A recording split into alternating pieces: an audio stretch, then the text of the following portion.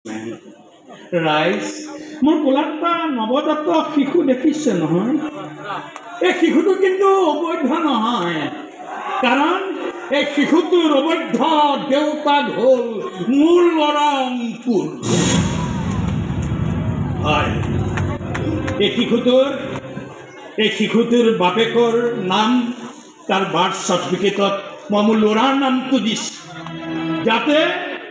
ই আৰু সমাজত বেলেগ ছোৱালীক মিছা কথা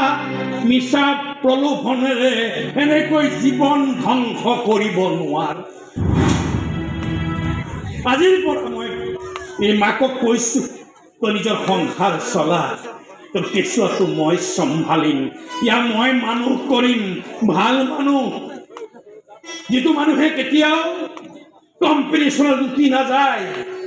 যিজন মানুহে কেতিয়াও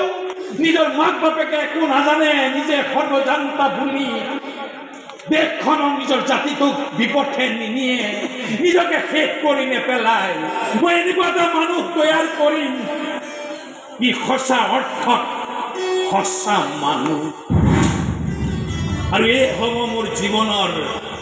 শেষ তপস্যা